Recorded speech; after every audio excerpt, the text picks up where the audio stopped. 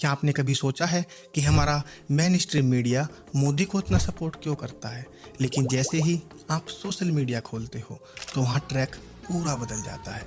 Social media पर मोदी पूरी तरह फ्लॉप दिखाई पड़ते हैं। मोदी को सोशल मीडिया पर इतना नापसंद किया जाता है, आखिर क्यों? जी हाँ, नापसंद। अब आप में से कुछ लोग पूछ सकते हो कि कहीं मैं उल्टा तो नहीं बोल गया? जी नहीं।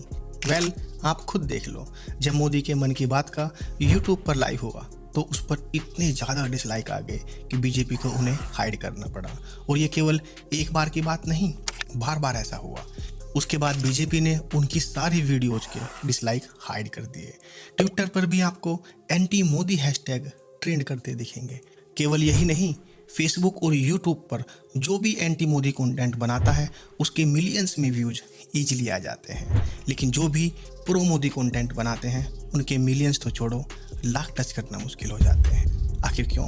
सीरियसली, आपको पूरे यूट्यूब पर ऐसा लॉजिकल एनालिसिस देखने के लिए नहीं मिलेगा जो ऐसे फैक्ट और डेटा पर बेस्ड होगा। नमस्कार दोस्तों, मेरा नाम है डॉक्टर गौरव अवाना और आप देख रहे हैं डिबेट क्लब। और आज की इस वीडियो को हम 3 चैप्टर्स में डिवाइड करके समझेंगे। पहला, आखिर सोशल मीडिया मोदी को इतना डिसलाइक क्यों करता है। दूसरा, मेन स्ट्रीम मीडिया मोदी को इतना सपोर्ट क्यों करता है, और क्या है ये गोदी मीडिया की असल सच्चाई। इसका प्योर लॉजिकल और फिलोसॉफिकल एनालिसिस करेंगे। और तीसरे और आखिरी चैप्टर में मैं आपसे फिलॉसफी की एक सिंपल सी ट्रिक शेयर करूंगा, जिसे जानने के बाद आप किसी से भी 2 मिनट बात करके इजीली पता लगा लोगे कि वो गोदी मीडिया देखता है या नहीं। ये सेकंड चैप्टर मेरा फेवरेट है, जो आपको पॉलिटिक्स की फिलॉसफी को समझने में मदद करेगा, लेकिन इसे समझने के लिए चैप्टर 1 को स्किप मत करना। साल 2014 जब मोदी इलेक्शन जीत कर आए तो उनकी जीत के पीछे इसी सोशल मीडिया का सपोर्ट सबसे अहम माना जाता है। लेकिन ऐसा क्या हुआ कि 2023 तक आते आते ट्रैक बिल्कुल उल्टा हो गया? क्या सच में मोदी ने इतनी गलत पॉलिसीज़ या गलत फैसले लिए जिसकी वजह से ये सब हुआ? देखिए, इस बात को समझने के लिए आपको सबसे पहले देश की पॉलिटिकल इक्वेशन को समझना पड़ेगा। 2014 से पहले देश में कोई भी पॉलिटिकल पार्टी अपने दम पर सरकार बनाने की स्थिति में नहीं थी। ऐसे में सपा, बसपा और आरएलडी जैसी तमाम छोटी पॉलिटिकल पार्टियां अपनी साख मजबूत कर रही थी। देश का वोटर्स भी इन्हीं पॉलिटिकल पार्टियों के साथ बिखरा हुआ था। लेकिन 2014 में जैसे ही मोदी पीएम बनते हैं, वो भी फुल मेजॉरिटी के साथ, इन सभी पॉलिटिकल पार्टियों को एक कॉमन एनिमी मिल जाता है। जहां पहले इनका कोई कॉमन एनिमी नहीं था, इसलिए ये एक दूसरे के साथ ही कंपटीशन फील करते थे। यूपी में सपा बसपा के साथ, तो बंगाल में ममता बनर्जी कम्युनिस्ट और कांग्रेस के खिलाफ लड़ रही थी। यही हाल पूरे देश का था।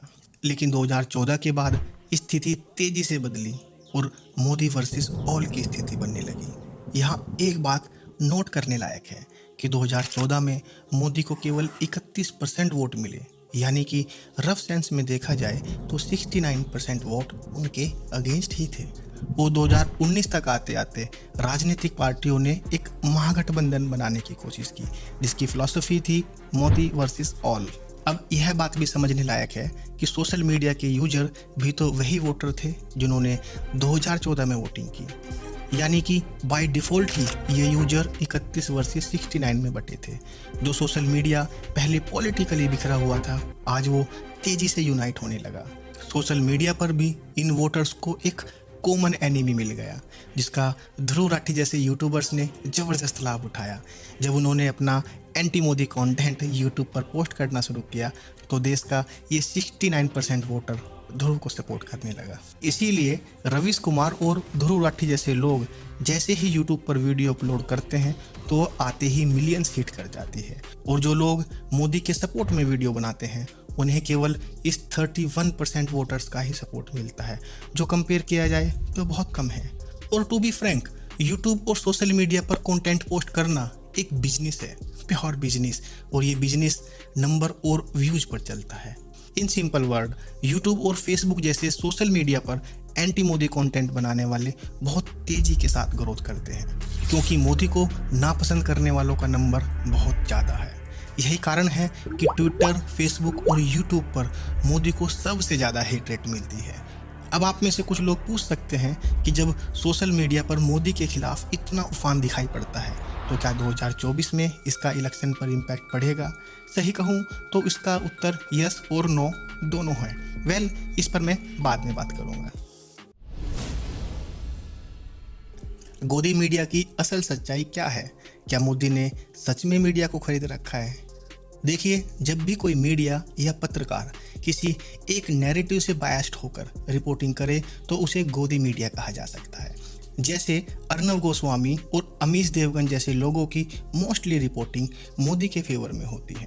रवीश कुमार और ध्रुव राठी जैसे लोग केवल एंटी मोदी रिपोर्टिंग करते हैं, इसलिए ये भी एक तरह से उसी ही गोदी मीडिया का हिस्सा है, क्योंकि जो भी केवल विरोध या केवल सपोर्ट करता है वो सब गोदी मीडिया का हिस्सा है। और ऐसी रिपोर्टिंग से आप क्या ही उम्मीद कर सकते हैं। चलिए अपने पॉइंट पर आते हैं कि मेन स्ट्रीम मीडिया मोदी को इतना सपोर्ट क्यों करता है। देखिए, इस बात को समझने के लिए आपको अपनी फेवरेट पॉलिटिकल पार्टी से ऊपर उठकर राजनीतिक सत्ता के चरित्र यानी कैरेक्टर को समझना पड़ेगा।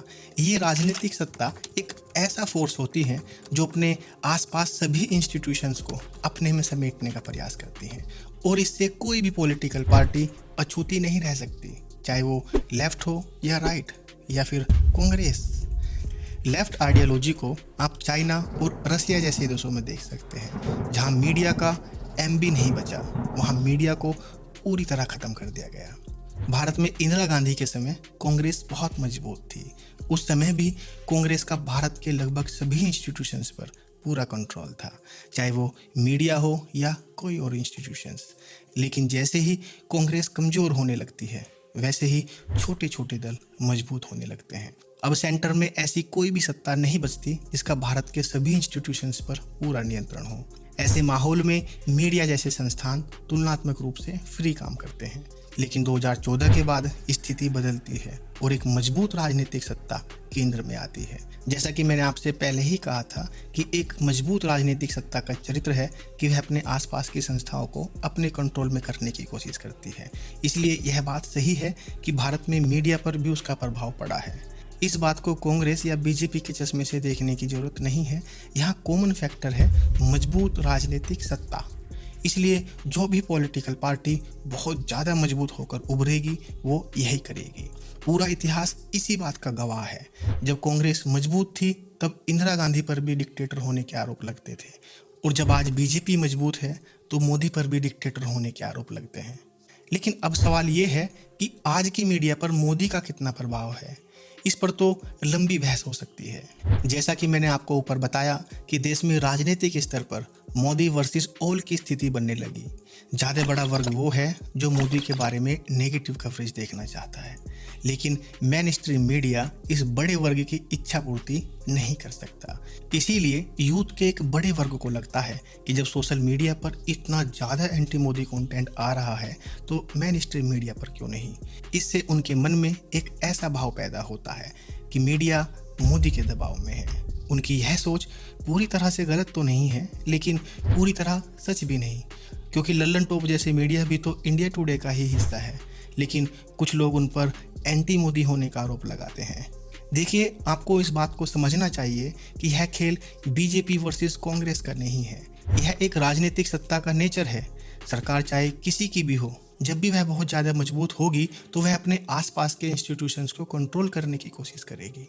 इसीलिए इन राजनीतिक सत्ताओं के मजबूत होने के नुकसान भी हैं और कुछ फ़ायदे भी। जैसे मजबूत कांग्रेस के अंडर में ही भारत का यूनिफिकेशन हुआ, और मजबूत कांग्रेस के अंडर में ही भारत ने बांग्लादेश को आज़ाद करवाया। अदरवाइज भारत आज दोनों ओर से पाकिस्तान से घिरा होता। और जब कांग्रेस 2010 के आसपास कमज़ोर थी तब चाइना के डर से हमारे देश के पीएम अपने ही देश अरुणाचल प्रदेश में जाने से डरते थे। उस समय चाइना बॉर्डर को लेकर संसद में हमारे विदेश मंत्री का क्या जवाब था, आपको सुनना चाहिए। China is much advanced independent India many years as a policy on border. Best defense is not to develop the border. Undeveloped border is more safe than developed border. उन्होंने साफ साफ बोला था कि अगर हम चाइना बॉर्डर पर कोई भी डेवलपमेंट प्रोजेक्ट या अच्छी सड़कें या अपनी आर्मी को मजबूत करते हैं तो चाइना हमसे नाराज़ हो जाएगा। इसलिए हम चाइना बॉर्डर पर कुछ भी नहीं करना चाहते। लेकिन जैसे ही केंद्र में मोदी के अंडर में एक मजबूत सरकार बनती है।